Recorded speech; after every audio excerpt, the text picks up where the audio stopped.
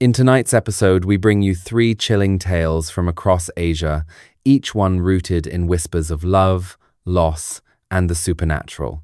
The first story takes us deep into the Korean countryside, where a man thought he had found the perfect wife.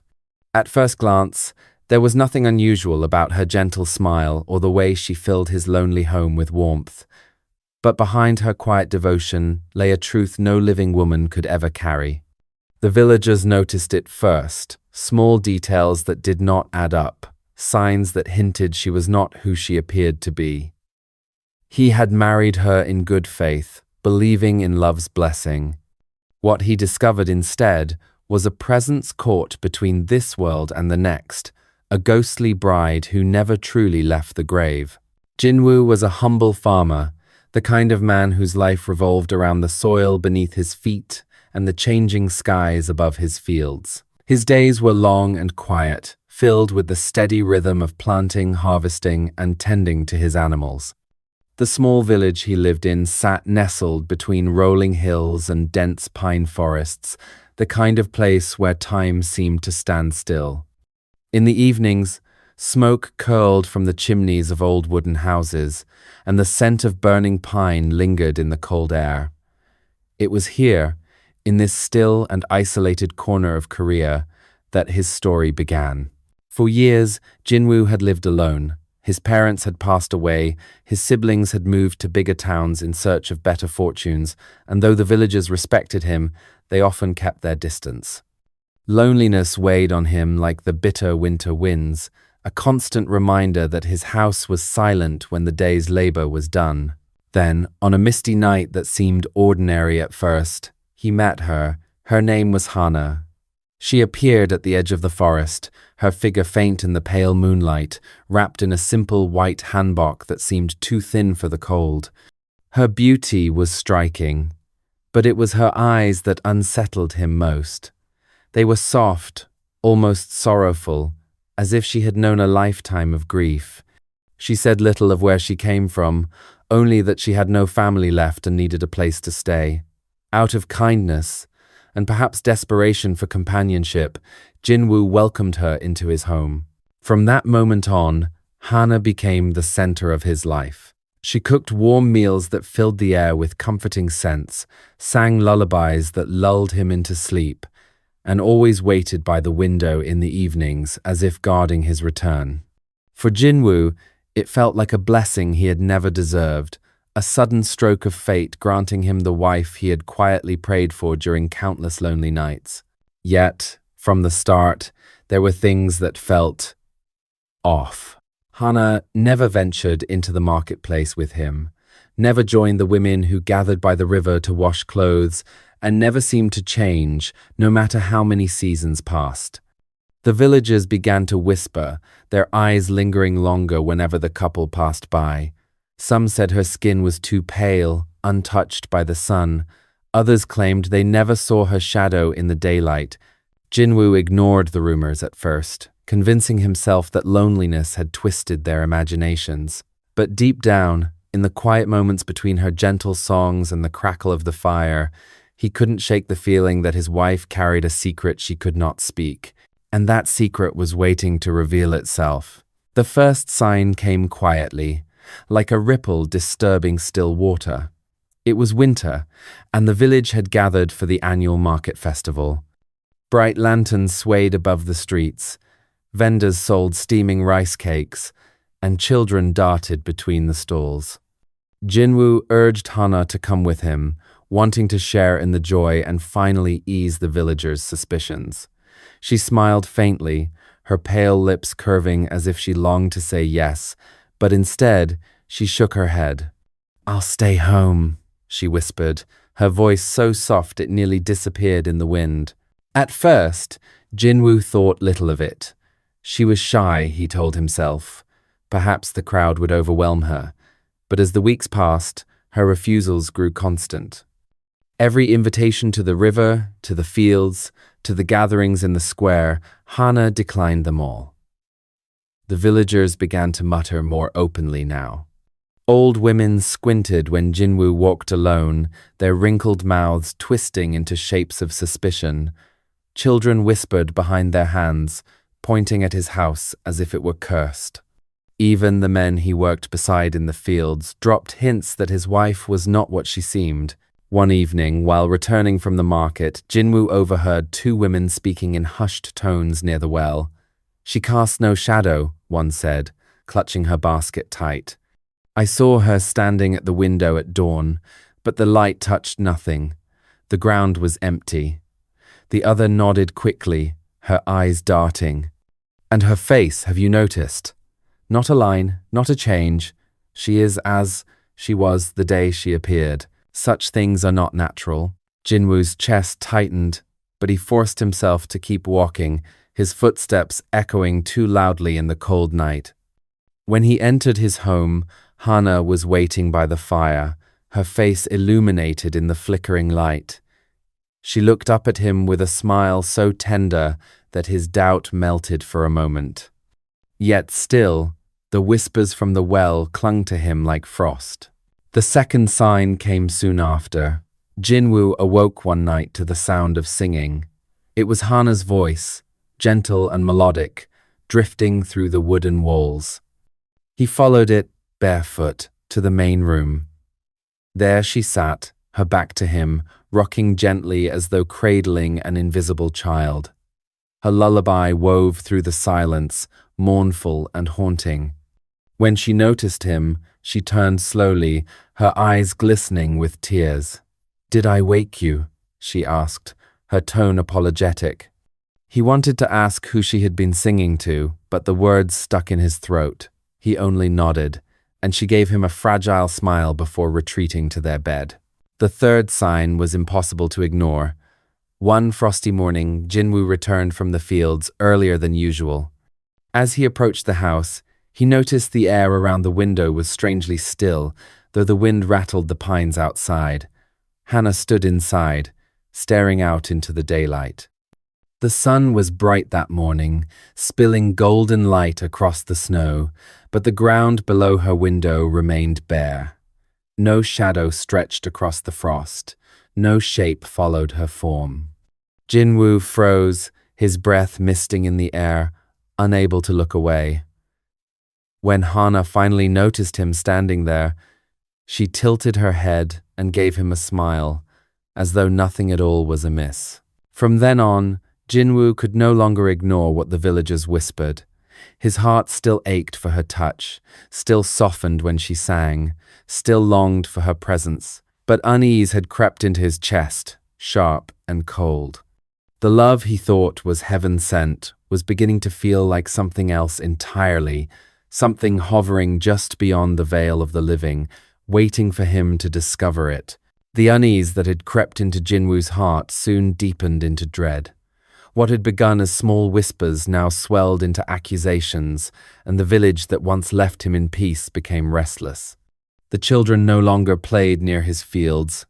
Women carried their baskets along longer paths to avoid passing his house, and the men he worked beside began to mutter openly when they thought he wasn't listening. It was during one of these tense mornings in the fields that a villager confronted him. The man was old, with eyes like sharpened steel. His name was Sung-ho, known in the village for his sharp tongue and his unwillingness to hide his beliefs. "Your wife," he said, gripping his sickle tight. "She is not of this world. I saw her last night at the graves near the forest. She was kneeling there, whispering into the soil as if speaking to the dead. Do you call that a wife, Jinwoo? Or a spirit in disguise?" Jinwoo bristled, denying it with words that even he did not fully believe. Yet the image clawed into his thoughts. Hana, kneeling before cold stones in the dark. That evening, he returned home and asked her directly where she had been. She only smiled faintly and brushed her fingers along his sleeve. "I was here, waiting for you," she whispered. But her eyes flickered, and in that flicker, Jinwoo felt the weight of a lie. Not long after, a strange warning reached him. The village shaman, an old woman with a voice like rustling reeds, appeared at his door. She did not ask to come inside. Instead, She pressed a talisman into his hand, the rough paper marked with strange symbols drawn in soot and ash. "Keep this by your window," she said, her tone heavy with finality. "If she is what I fear, the charm will reveal her true form. But beware, once the spirit knows you see her truth, she will not forgive you." That night, Jinwoo placed the talisman by the window where Hana often sat. The wind howled outside, rattling the wooden walls, and Hana stood in her usual place, gazing into the darkness as though waiting for something unseen.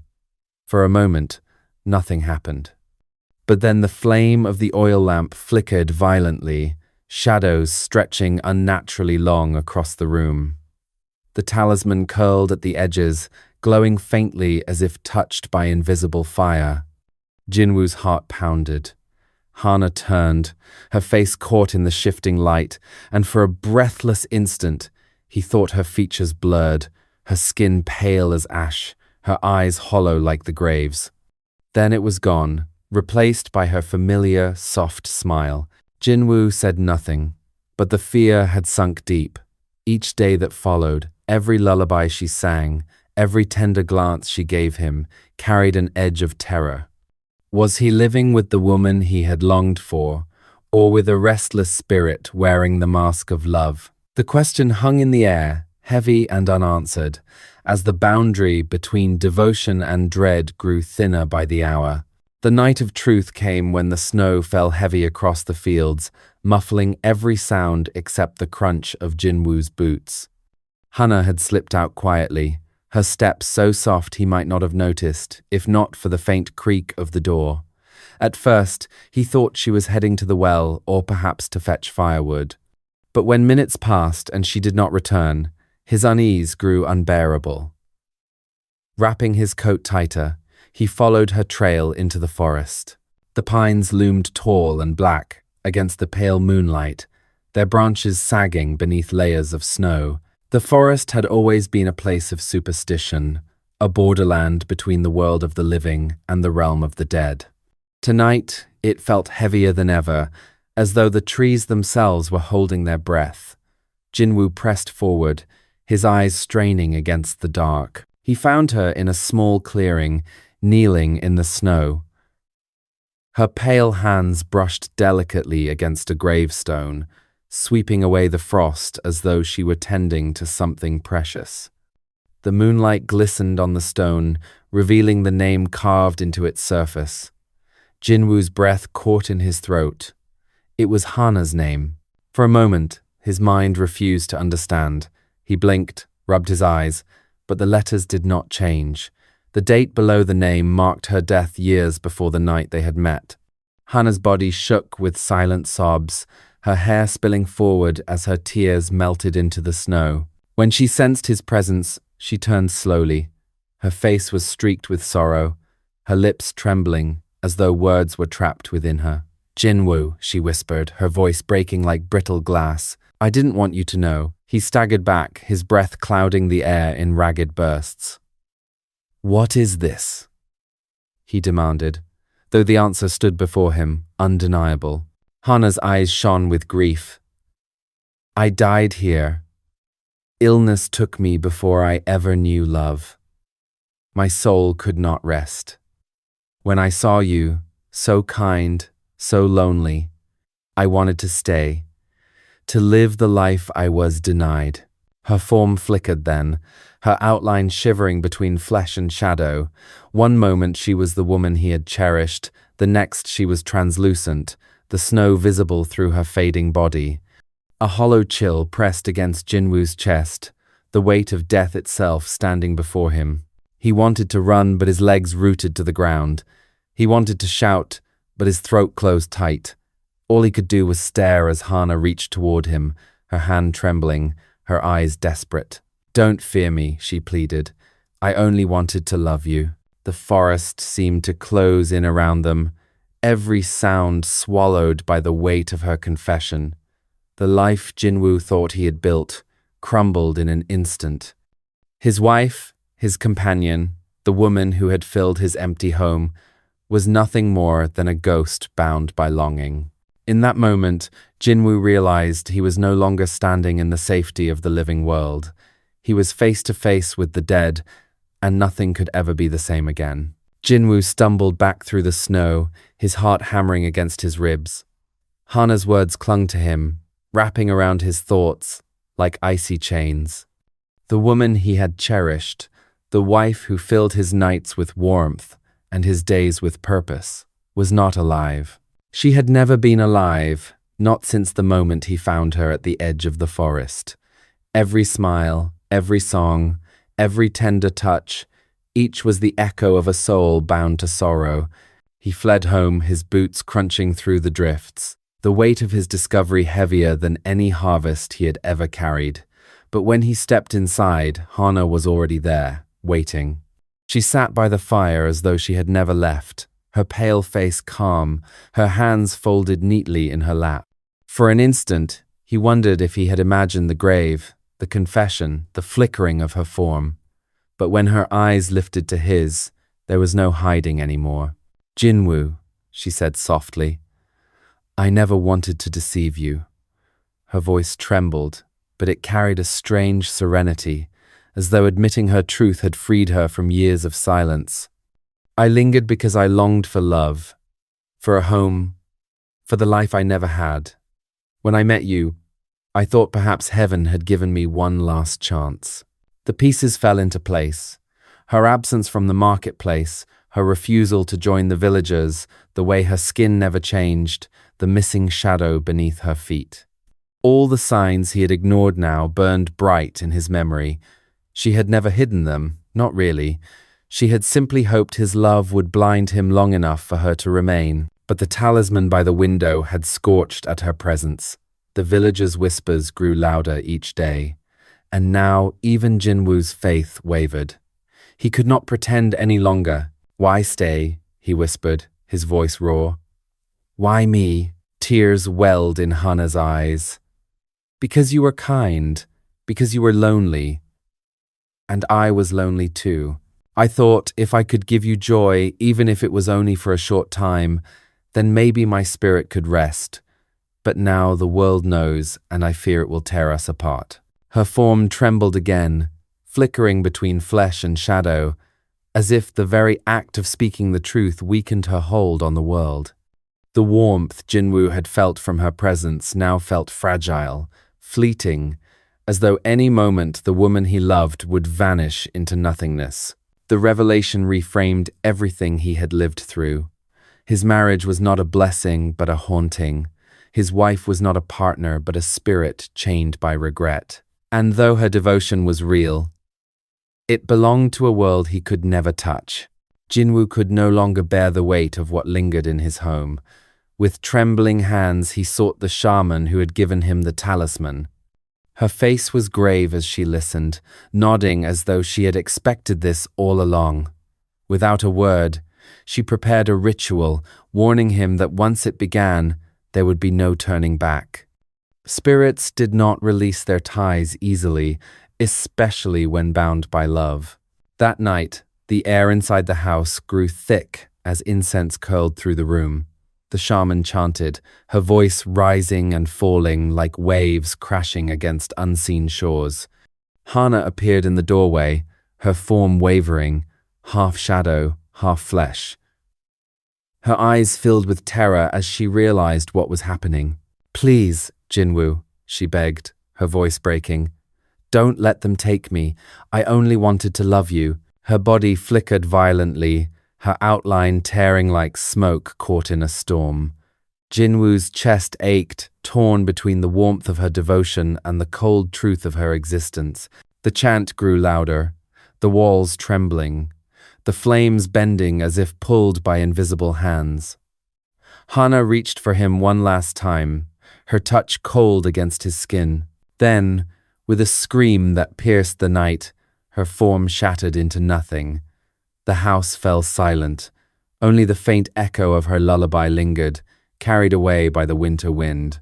Jinwoo stood alone, the warmth of his home extinguished. Was she freed, or forever lost? He never knew. But her absence was a wound that no time could heal. The story of Jinwoo and Hana is only the beginning, a reminder that love can bind even the dead to the living. But across Asia, such tales echo in different forms, each with its own chilling twist. Where one man discovered his gentle wife was a ghost longing for love, another would learn that devotion could take on a far darker hunger. In the mountains of China, a man named Zhao believed he had found comfort in a sorrowful woman who clung to him with desperate affection. Yet soon, her need for him revealed a terrifying truth, one that reached beyond mortal appetite and into the cursed realm of the hungry dead. This is the story of Zhao and Lin, a marriage unlike any other. Zhao was a young man whose life had always been shaped by duty. He tended the family's modest fields on the edge of a quiet Chinese village, where mist clung low to the earth and the night seemed to stretch endlessly. The villagers lived by tradition, honoring ancestors with offerings of food and incense at the temple, believing that to neglect the dead was to invite misfortune. Zhao followed these customs faithfully, but behind his diligence lay a loneliness he rarely spoke of. His parents had passed away, and though he was respected as a hard-working man, his house echoed with silence when dusk settled over the fields. It was during one such evening, when the cicadas fell quiet and the moon hung pale above the hills, that Lin entered his life. She appeared as if from nowhere, a woman of striking beauty with eyes that shimmered with sorrow. Her hanfu clung loosely to her thin frame, the fabric fluttering as though stirred by a wind no one else could feel. She spoke softly, almost hesitantly, but clung to Zhao's presence as though she had known him for years. Her need for him seemed desperate, her affection unrelenting. At first, Zhao was flattered. Here was a woman who seemed to cherish every word he spoke, every moment he offered her.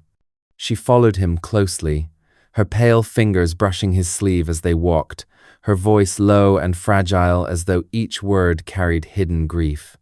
Within days, Zhao welcomed her into his home.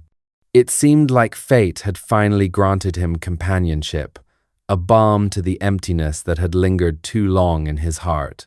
Yet from the very beginning there was something unsettling about Lin. She ate with an intensity Zhao had never seen before, consuming bowls of rice, plates of vegetables, and meat until nothing was left. And still, after every meal, her frame looked no fuller. Her cheeks remained hollow, her eyes sunken with a hunger that food could not ease. Zhao laughed it off at first, teasing that she must have the appetite of 10 farmers. But when he opened the pantry and found it bare night after night, his smile faltered. The villagers soon began to complain. Food offerings left at the temple vanished before morning, bowls meant for wandering spirits found licked clean. Some whispered of curses, others of restless souls who could never be satisfied. Zhao tried to ignore them, telling himself Lin was simply misunderstood, perhaps suffering an illness he could not name. But deep down, unease had begun to take root. Her devotion warmed his heart, yet her hunger chilled it.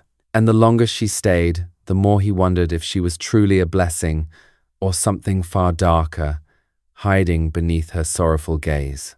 At first, Zhao tried to dismiss the strangeness as nothing more than his imagination. After all, loneliness could play tricks on the mind, and perhaps he had simply grown unaccustomed to sharing his home with another person. But the first complication arrived quietly, with the kind of unease that seeps in slowly, drop by drop, until it can no longer be ignored. It began with the food. Lin devoured every meal Zhao prepared, no matter how much he offered.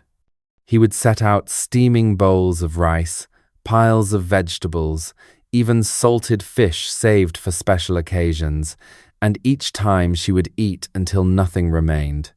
Zhao thought perhaps it was a passing hunger, the kind born from hardship, yet her thin frame never changed. Her wrists remained as delicate as twigs, her skin pale, her eyes still sunken with longing. One evening, after a long day in the fields, Zhao returned home to find the kitchen shelves stripped bare. Not a grain of rice, Not a single scrap of dried meat remained. His stomach knotted with confusion. He had stocked enough to last them through the week, yet it was gone in a single day. Lin sat by the table, smiling faintly as though nothing was amiss, her lips still glistening as if she had just finished a feast. Zhao forced a laugh, though unease gnawed at him. The next complication came from outside his home. Villagers began to whisper when he passed through the market. They muttered about stolen offerings, bowls of food placed at the temple that had vanished before dawn. Some claimed to have seen a figure drifting among the altars in the dead of night, a woman with hair like shadows and eyes that glowed faintly in the dark. At first, Zhao ignored them, unwilling to let suspicion cloud his affection for Lin. But as the complaints grew louder, he began to wonder if the whispers carried more truth than he dared admit.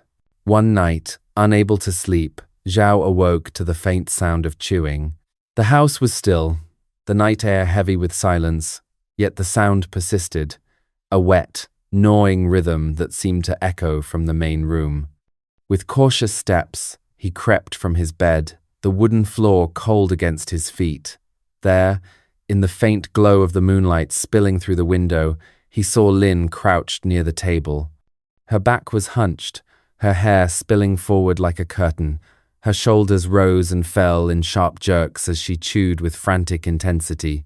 For a moment, Zhao thought she had found some leftover scraps, but as he stepped closer, his breath caught. There were no dishes, no bowls, no food on the table. Instead, her hands clutched what looked like bones, long, brittle, and yellowed as though pulled from a grave. Her jaw moved unnaturally wide, her mouth unhinging beyond what seemed human. The crunch of bone echoed in the stillness, mingling with the soft, wet sound of marrow being sucked dry. Zhao froze, his body trembling, unable to speak. Lin's head lifted slightly, and though she did not turn to face him, her chewing slowed. "I was hungry," she whispered, her voice muffled, almost childlike. Then, just as quickly, she turned her back again, her hair hiding her face as she gnawed at the remains. Zhao staggered away, retreating to his bed as if fleeing from a nightmare. He pulled the blanket tight around him, heart pounding, trying to convince himself it was a dream, an illusion born of exhaustion.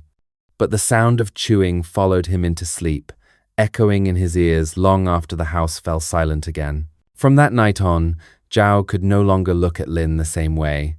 Her touch still lingered warmly against his arm, her smile still carried a softness that tugged at his heart. Yet beneath it all was the memory of bones cracking between her teeth, a truth he could neither accept nor ignore. Something was terribly wrong, and he knew their story was only beginning to unravel. The days that followed became a blur of unease. Zhao tried to bury the memory of Lin crouched in the moonlight, gnawing on bones, but the sound lingered in his mind like a curse. Every creak of the house, every rustle in the night, made his chest tighten with dread. And yet, when he looked at her during the day, she seemed the picture of devotion, her sorrowful eyes, her gentle voice, her constant presence at his side. It was as if the woman he saw at night and the woman he loved in daylight were two entirely different beings. The first escalation came with the neighbors. One morning, while Zhao carried a bundle of firewood through the village, a woman approached him. She was older, her back bent, her face lined with years of hardship. Her voice trembled, not with weakness but with fear. "Zhao," she whispered, gripping his sleeve. "You must be careful. Offerings are being stolen from the temple, food meant for the hungry dead. If it is your wife who takes them, then she is no wife at all. She is one of them." Zhao tried to laugh it off, muttering that the villagers were chasing shadows, but the woman's eyes were sharp. "The dead who hunger never stop. They will eat and eat until nothing remains. You must see the truth before it devours you too." She released him, leaving the warning heavy in the air. That night, Zhao lay awake, the words circling in his mind. He closed his eyes, only to be woken again by the sound of chewing. But this time, it was not coming from the table. It came from the foot of his bed. He forced himself to sit up, the air icy in his lungs. There was Lynn, crouched low, her hair spilling over her face. Her hands clutched bones that seemed to materialize from the dark itself, and her jaw worked with frantic hunger. Her mouth stretched wider, unnaturally so, her teeth glinting in the faint light as she cracked the bone clean in half. For a moment, she froze, as though aware of his gaze. Slowly, she lifted her head. Her face glistened with something dark, her eyes hollow, her expression raw with desperation. "I can't stop," she whispered, her voice ragged. "I'm always hungry." Then, as if nothing had happened, she wiped her mouth, climbed into bed beside him, and closed her eyes as though she were human again. The next day, Zhao sought guidance. He visited the local monk, a quiet man who had lived near the temple for decades. When Zhao hesitated to speak, the monk cut him off with a sigh. "You are not the first," he said. "Hungry ghosts roam where desires are left unfinished. They feed not on food, but on the illusion of it, devouring offerings, gnawing at bones, always starving, never satisfied." Zhao's chest grew tight. "And if one has entered my home?" he asked. The monk's eyes darkened. "Then your love is not with a woman, but with a curse. And curses cling hardest to those who show them kindness." The words rattled Zhao to his core. The woman who warmed his bed, who filled his lonely nights with affection, was not a gift of fate. She was a spirit bound by endless hunger. And though he still loved her, he could no longer escape the truth pressing in from every corner. He was not living with Lin. He was living with something that should not exist. The night of reckoning arrived when the wind howled through the village, rattling shutters and bending the trees like dark figures bowing in the storm.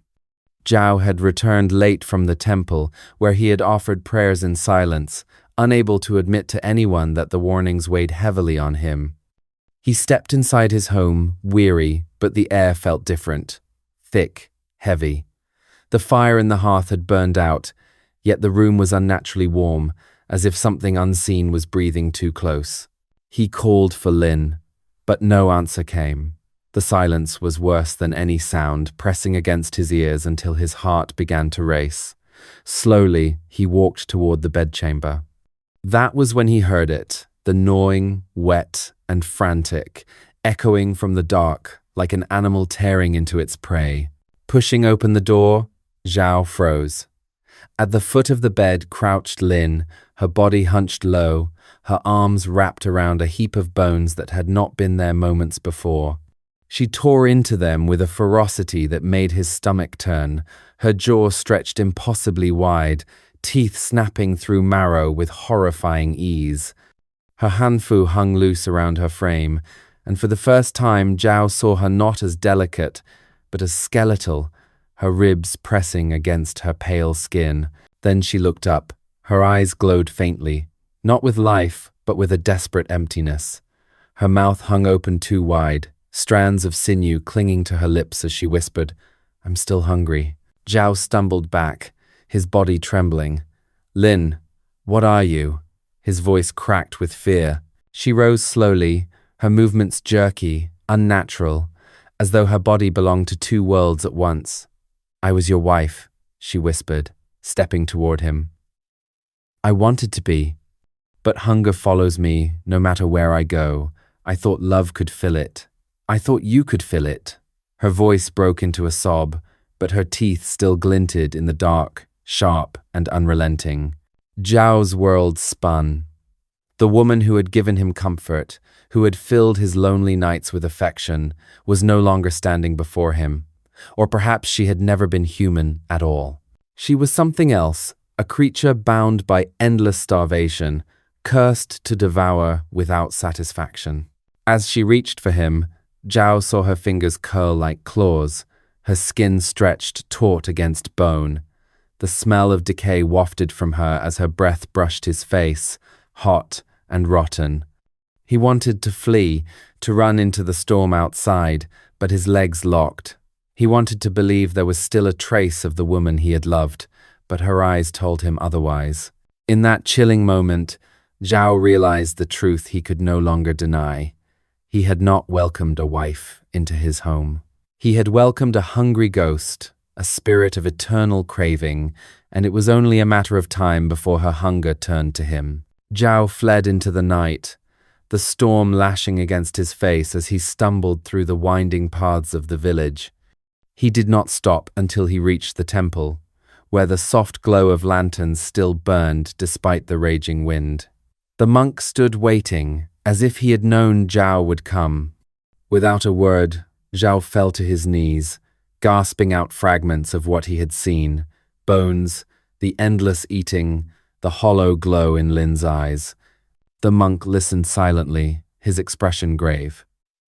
When Zhao finished, the old man placed a hand on his shoulder, his grip heavy with the weight of truth.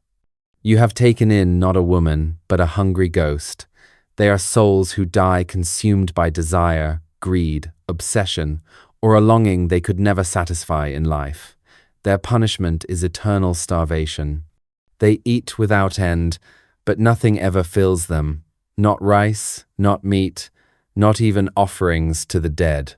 Zhao's thoughts reeled as the monk's words pulled every hidden thread of his story into a chilling new pattern. Lin's endless appetite, her refusal to join the villagers, the missing temple offerings, even the night he had seen her crouched in the moonlight, all of it pointed to a single truth. She had never come to him as a blessing. She had come as a curse, drawn to his kindness, to the open door of his lonely home. Still, Zhao's heart ached. "But she loved me," he whispered, as though clinging to a fraying rope. "She stayed with me." The monk shook his head slowly. "Love, perhaps. Or perhaps hunger took the shape of love to bind you. These spirits will cling to what they cannot have, mistaking affection for sustenance. But no matter how much they consume, their suffering remains. If she lingers, she will devour you too." The words struck Zhao like a blade. Every smile, every gentle touch, every whispered word from Lin was now poisoned by this revelation. What he thought was devotion had been desperation. What he thought was tenderness had been a mask for endless craving. The monk rose and began to prepare. He lit incense, the smoke curling into the stormy air like fragile threads between worlds. "There is still a chance to free her," he said. "But it will not be easy. Hungry ghosts do not surrender willingly. They cling, because clinging is all they know." Zhao's hands shook as he bowed his head, torn between fear and sorrow. He had loved Lin, even if she was not truly alive. Yet now he saw her for what she was, a spirit bound by hunger, a soul caught in torment. The woman who had filled his emptiness could never be filled herself. And the more he thought of it, the more he realized, perhaps that was why she had chosen him. Because, in his loneliness, he too had been starving. The ritual began before dawn, when the storm finally broke and silence returned to the village. Zhao sat trembling in the temple, the scent of incense thick in the air, as the monk chanted words that seemed older than the mountains themselves. Shadows flickered across the walls, bending unnaturally as if something unseen pressed against them. Then she appeared. Lin stood at the threshold, her eyes wide with fear, her body wavering between flesh and smoke. "Zhao," she cried, her voice cracking. "Don't let him take me. I only wanted to stay with you." Her hands reached forward, trembling, desperate. For a heartbeat, Zhao saw the woman he loved, the one who had warmed his empty home, who had smiled at him across the table. But then her form twisted, her jaw unhinging, her hollow eyes blazing with hunger. The monk's chanting grew louder, shaking the walls. Lin screamed, the sound splitting the air, and her body collapsed inward, scattering into ash that swirled on the incense smoke. When silence fell, Zhao was alone again. The monk placed a hand on his shoulder, but offered no comfort. Some souls, he said, could never be healed, only released. That night, Zhao returned to his house. The rooms felt colder, emptier, though the traces of her still lingered. And when he lay down to rest, exhausted, he swore he heard it again, soft at first, then clearer, the wet, gnawing sound of teeth grinding bone echoing from the shadows. Was it memory, or had her hunger never truly left? The tale of Zhao and Lin showed us how love can twist into endless hunger, binding the living to the restless dead. But across Asia, spirits wear many faces, and not all are driven by desire alone. Some are bound by fury, carrying grudges that even death cannot silence. In Thailand, whispers tell of a widow whose devotion was only a mask for vengeance. Where one man mistook affection for need, another mistook tenderness for loyalty, and discovered too late that his bride was not a companion, but a curse. This is the story of Somchai and Mali, a marriage forged in love but doomed by the wrath of a spirit who could not let go, a vengeful widow determined to make all men suffer as she once did. At first, Somchai believed he had been blessed. After years of working the rice fields alone, his life had finally gained warmth. Mali was gentle in her words, graceful in her movements, and never failed to be by his side. She tended the home with quiet diligence, cooking meals that carried the scent of lemongrass and jasmine, waiting for him each evening with a smile that seemed to ease the weight of the day. To Somchai, it felt as though fate had finally answered his prayers for companionship. But even in those first days, he could not ignore how the villagers reacted to her. When she walked through the marketplace, women turned away, clutching their baskets closer. Old men averted their eyes, muttering under their breath as if shielding themselves from something unseen. Some made gestures of protection, fingers tracing quick, nervous signs meant to ward off spirits. Somchai brushed it aside at first, telling himself it was only gossip, envy perhaps. After all, Mali was a widow, and widows in the countryside often carried reputations stained with superstition. The first complication came quietly, almost too small to notice. One morning, Somchai's neighbor found his buffalo lying lifeless in the field, its eyes wide, its body untouched by wound or sickness. The village healer could offer no explanation. A week later, another man lost his goats in the same way. Soon, whispers began to stir. Each of these neighbors had mocked Mali in passing, speaking carelessly about her shadowed past. Somchai tried to ignore it, but the whispers grew louder. "She is not what she seems," the villagers said. "Where Mali walks, misfortune follows." One evening, as Somchai carried water home, he overheard two women whispering near the well. "Do you remember her first husband?" one asked, her voice sharp with fear. "He died without warning. No sickness, no accident, just gone."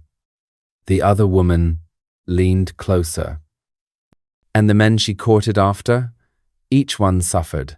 Some fell ill, some died violently.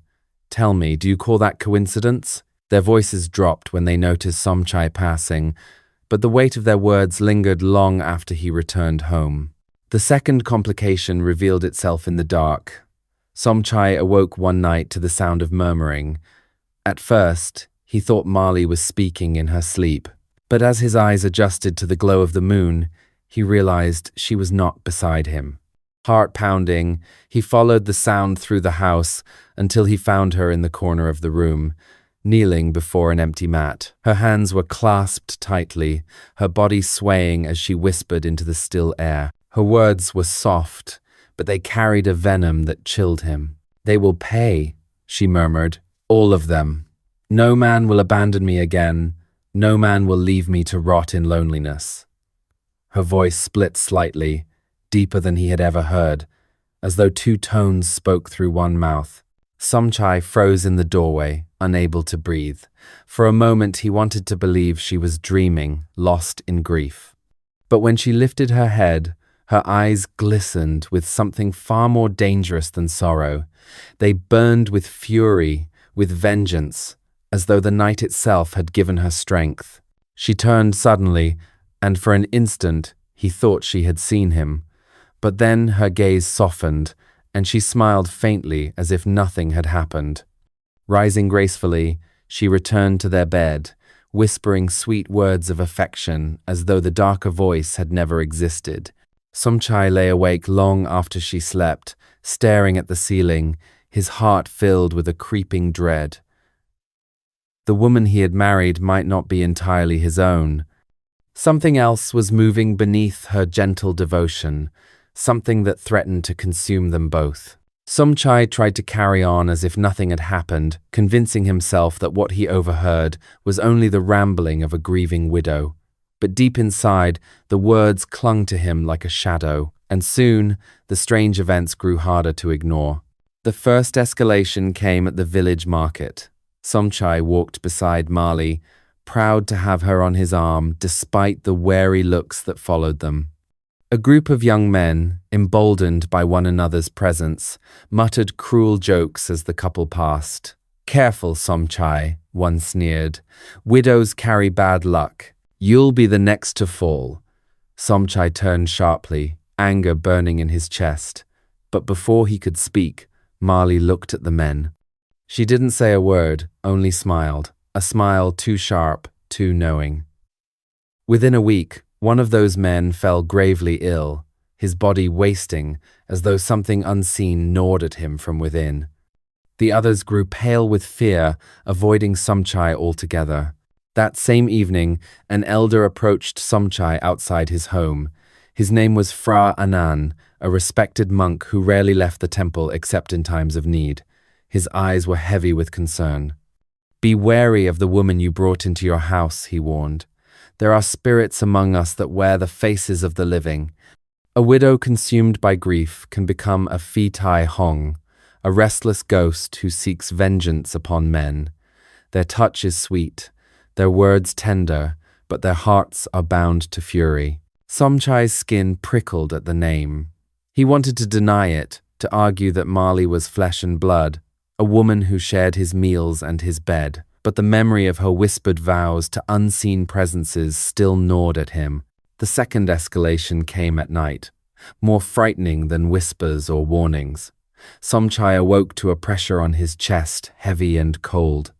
His eyes flew open, and in the faint glow of moonlight he saw Mali straddling him, her hair spilling across his face, her hands pressing down as if to pin him to the bed. Her eyes were black pools, glistening with hate, and her lips curled back in a snarl. A voice poured from her throat, layered and sharp, nothing like the woman he knew. "You will not leave me. None of you ever will." Somchai gasped for breath, clawing at her arms, but suddenly she released him.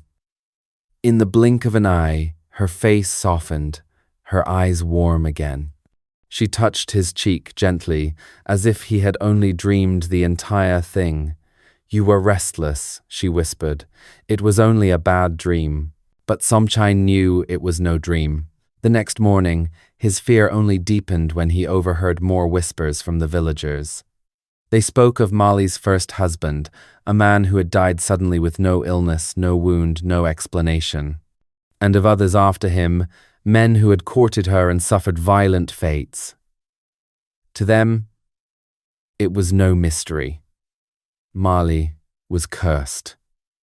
Her spirit twisted into vengeance. Somchai's world was unraveling. He wanted to cling to the gentle woman he thought he had married, but each day she revealed more of the darkness beneath her smile. And though the monk's warning echoed in his ears, he feared it had come too late. The night that broke Somchai's world began in silence. The cicadas, so loud during summer, had fallen quiet. The wind carried no sound through the bamboo, and even the dogs in the village seemed to hold their breath. Somchai lay awake, staring at the ceiling, his body tense with the memory of Mali's blackened eyes and the monk's warning. Sleep eluded him, a creeping dread curling in his chest.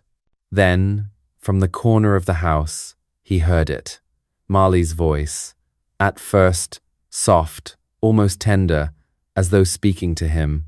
But when Somchai turned, she was not beside him. The voice drifted instead from the main room, low and steady, as if part of a conversation. He rose carefully, his bare feet brushing against the cool wooden floor. The closer he came, the clearer her words became. "You will not be forgotten," Marley whispered, her tone heavy with venom. "Every man who wrongs me will pay. Every man who leaves me will suffer." Her voice cracked, splitting into something deeper, unnatural, a sound that clawed at Somchai's chest. He peered around the doorway. Marley knelt before the empty mat, her back arched slightly, her hair falling around her like a curtain. But she was not alone. The air shimmered above the mat, a shadow twisting against the dim light of the oil lamp, shapeless yet heavy with presence. Somchai's stomach dropped. She was speaking to something unseen, something that answered with silence but radiated power. Then Marley turned her head, and her face no longer looked like the woman he knew. Her eyes were black voids, reflecting no light, and her lips curved into a cruel smile. Her skin seemed to ripple, as though something beneath it pushed to break free. She lifted her hands toward the shadow, palms trembling, and whispered, "I will avenge you. I will avenge us both." Somchai's breath caught in his throat. He stumbled back, and the sound betrayed him. Marley's head snapped toward him, her neck bending at an unnatural angle, her eyes locking onto his. The smile widened, splitting too far across her face, and her voice rose in a shriek that rattled the walls. "You think you can leave me, Somchai? Do you think you are different from the rest?" He tried to speak, to beg for the woman he thought he knew, but his voice failed. Marley rose slowly, her movements stiff, unnatural, as though pulled by invisible strings. Each step she took toward him shook him deeper into terror. "Once my husband," she hissed, her voice layered with fury. "Always my husband. Death does not change that. No man escapes me." Somchai's body screamed to flee, but he was frozen by the sight of her face twisting further, her skin paling, her features stretching into something monstrous. In that moment, he realized the truth. He had not married a grieving widow seeking solace. He had bound himself to a spirit, a Fitai Hong, a vengeful widow cursed to punish every man who dared to love her. And now, her vengeance was turning fully upon him. Somchai fled into the night, his breath ragged, his heart hammering so loudly he thought it would tear from his chest. The village was silent, the moon casting pale light across the dirt paths, but he did not stop until he reached the temple. The heavy doors creaked as he shoved them open, collapsing at the feet of Fra Anan, the monk who had warned him. His words tumbled out in broken gasps, Marley's twisted face, her blackened eyes, the voice that was no longer her own. The monk listened without interruption, his gaze fixed and grave. When Somchai finished, the old man finally spoke. "You see now what she truly is. Marley is not simply a grieving widow. She is a Fitai Hong." His voice carried weight, as if the very name of the spirit demanded reverence. Somchai swallowed hard. "What does that mean?" The monk's eyes narrowed. "It is the spirit of one who has died violently, often with bitterness still clinging to her soul. A widow who dies in grief and rage can return, unable to rest, cursed to bind herself to men in false marriages. They love fiercely, but it is not love as you know it. It is possession. Each man who accepts them is doomed to illness, to misfortune, or to death. Their vengeance feeds them, just as their longing traps them." Somchai's mind reeled, and suddenly every whisper, every strange death, every misfortune around Marley clicked into place. Her first husband's mysterious end, the men who courted her, each struck down by illness or accidents. Even the livestock deaths, the sicknesses among those who mocked her, none of it had been coincidence. She had been marking them, punishing them, carrying her curse like a shadow that poisoned all who crossed her. Still, Somchai's heart fought the truth. But she cared for me, he murmured almost to himself. She cooked for me, waited for me, spoke to me with love. The monk shook his head. That is how she binds you. The tenderness is real, but it is born of her rage. She is not free, and she cannot free you. As long as you remain hers, you too will suffer the fate of those before you. The words sank deep into Somchai's bones. The gentle woman he thought he had married was nothing more than a mask. Every soft word she whispered at night, every loving smile, had been laced with vengeance. And the promise she made, to never be abandoned again, was not the vow of a wife, but the curse of a spirit who refused to rest. In that moment, Somchai understood. He had not saved Mali from loneliness. He had only stepped into her trap, and now her vengeance would not release him without a fight. The ritual was swift and violent, a clash between the living and the dead. Somchai knelt inside the temple while the monks circled him, chanting as incense smoke coiled upward like chains meant to bind the unseen. Outside, the wind roared as if the world itself resisted. Then came the scream, Mali's voice, sharp and piercing, filling the temple though she was nowhere to be seen. The shadows thickened, and suddenly she stood at the threshold, her body half translucent, her face twisted between beauty and monstrosity. "Somchai!" she shrieked, her voice splitting into two tones. "You swore to be mine. No monk will take you from me." She lunged forward, but the monk's chant rose louder, the incense flaring bright. Her body convulsed, her blackened eyes rolling back as cracks split across her skin like broken pottery. With one final howl, she shattered into smoke, scattering into the night. The silence afterward was deafening. Somchai collapsed, trembling, the monk's hand steady on his shoulder. "She is sealed," the monk said quietly. "But remember, spirits like her do not forget. They wait." Somchai returned home, his house colder than he had ever known it. He never remarried, too haunted by what he had seen. Yet, on certain nights, when the air grew still and the cicadas fell silent, he felt it. The brush of cold fingers across his cheek and the faintest whisper in the dark. "Once my husband," the voice murmured, "always my husband." Somchai never truly slept again. I hope you enjoyed these stories. If you like them and want to listen to more, feel free to subscribe and put on your notifications. I upload almost every day. Wish you all the best.